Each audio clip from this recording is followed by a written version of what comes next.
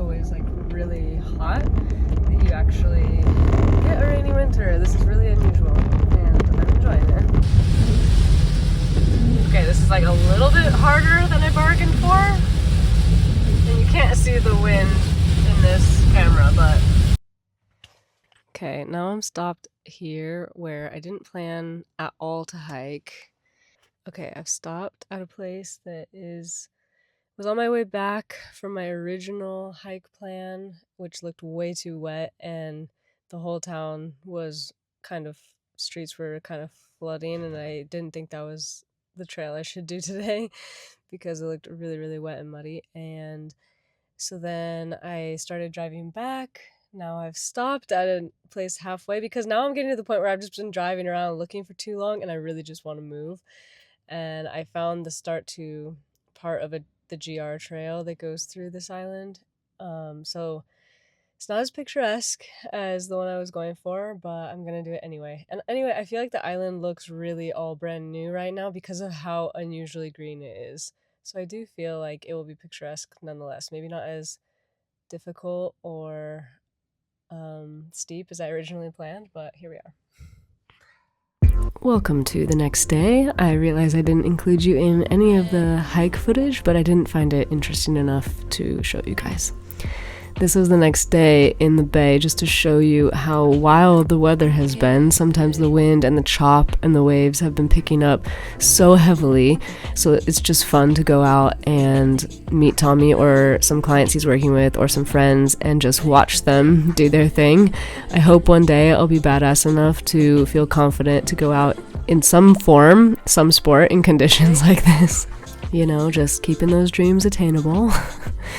No, but really, I have been working a bit more on wing foiling, still very infrequently, but I'm more motivated now. Like, I actually had a moment on Christmas Day. I went out to wing foil, and I didn't think the whole time about how long have I been out here, when can I stop, which is a good sign.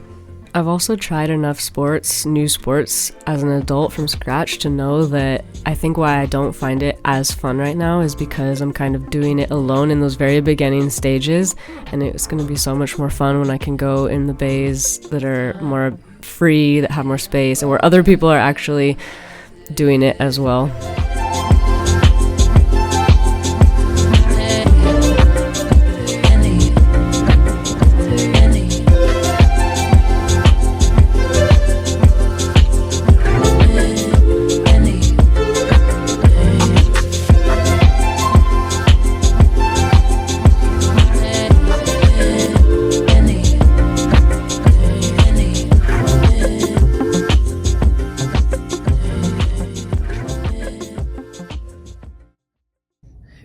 Took full advantage of that day.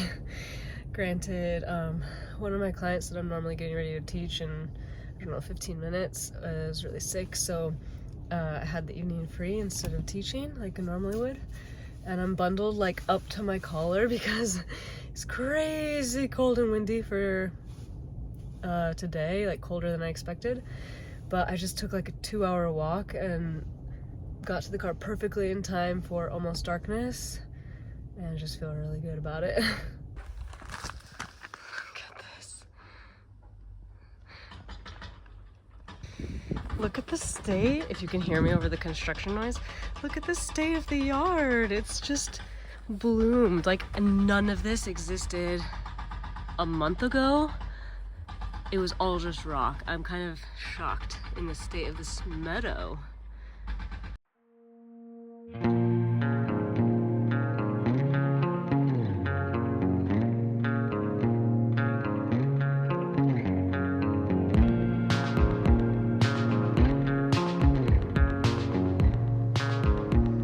So beautiful. I don't know if it's just me, but since growing up going to Northern California, I would always touch the sticky tentacle part and make them like close, which I know is probably not very good because that's how they hunt, but I always have the urge to touch them. I'm testing this mic actually. I'm definitely using it as a mic. I'm not trying to hide it in my shirt, but I'm testing it because it's quite windy out and I want to see if it still really works well. if I can film outside now with this mic. Um, Basically, I'm just out here again at the North Shore, like I have been many, many days this week, because I've had a lot of free time this week. Luckily, like I'm super grateful for that. And I've just been listening to some new audiobooks that I bought recently, and I have been absolutely just destroyed by the audiobook.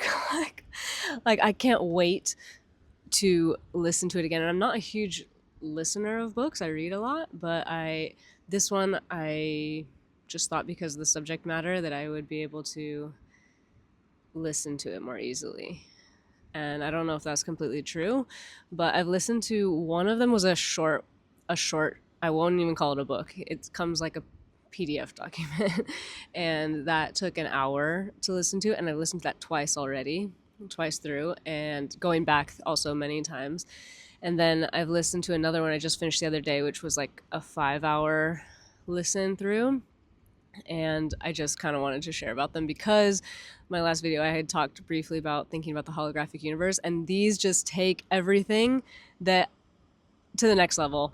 Everything that I've been thinking about recently. The wind just blew my phone off the rock. This is a little bit of a double chinny angle, though. I'm not sure I like this angle.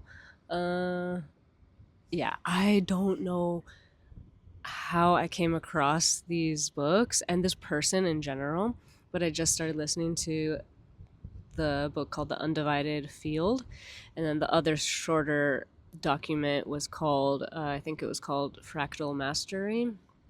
And oh my gosh, it's like the holographic universe explained on crack. It's like, what is it like? It's so hard to explain because she does such an amazing job of being so precise with her language. Basically learning about the world, but as from a mechanistic standpoint. She talks about reality, our lives, our emotions, our habits, our tendencies in this life and in this reality, how we're perceiving reality, how reality actually changes, how we can actually change reality as it is, but she speaks about all of it as the machine. Like she treats it almost like it's computer science, or she treats it much less emotionally. Like she describes emotions and describes the mechanism of our bodies and our psyche and consciousness interacting with emotions and how that plays into everything. But oh my gosh, it takes all my focus when I'm walking to listen to this book, and if I lose focus or my mind wanders for 1 second, I'm out of it. Like I have to get back into it and really, really focus on the actual content. And I'm just so impressed by her vocabulary and the way that she's describing this. It just, like I said, so precise, and I have to journal about it afterwards and to really like integrate it into my life or how I'm going to use it as information. I have to really write about it afterwards. I have to re-listen to parts. Now I'm happy I have the documents, in written form to look at, because then I can go back to certain sections. But if you're looking for something that's gonna blow your mind, The Undivided Field. Her name is Yeshwani, but I can't remember if that's the only name she goes by. Anyway, I'm pretty grateful that I came across her and her work in general. And I feel like it also, if anyone knows me or what I work with, this is going to be kind of a leap for people who don't know what I'm talking about. But I work with an amazing coach, like a physical body coach. Her name's Summer Jones, and she made a technique called the Sujo technique. And it took her many years to write it as a full curriculum. But I kind of think of this writer, what I realized while I was listening, this writer to me is like the Summer of the physical. Wait. Summer is like the physical coach, like the physical observer. I don't know how to say this. They are like, they're doing the same thing, but in completely different paths, like different parts of reality. Oh my gosh. People are just gonna stop listening right there. They're gonna be like, what is she talking about? She's going crazy. How do I say this? Summer is so gifted and intelligent at many things, but at seeing our body patterns and our habits in the body, in our posture, in our coordination, in all of these things that make our body go and run and function.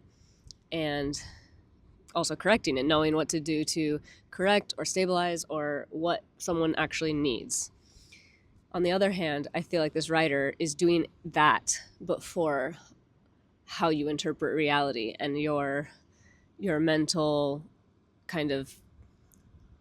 emotional, habitual things in that other part of reality. I mean, it can also go to the physical part, but the way that I've listened to it so far in these particular documents is like just looking at it not from a physical standpoint so much. Anyway, if that meant nothing to you, that's fine too.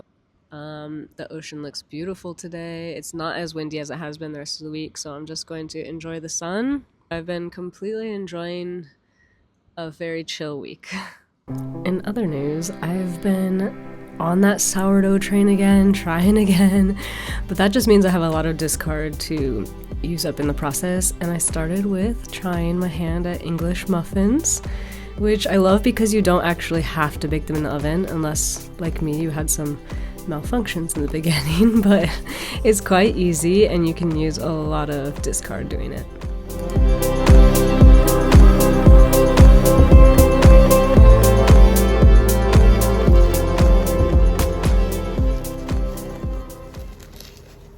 Yeah, it's too doughy. Right.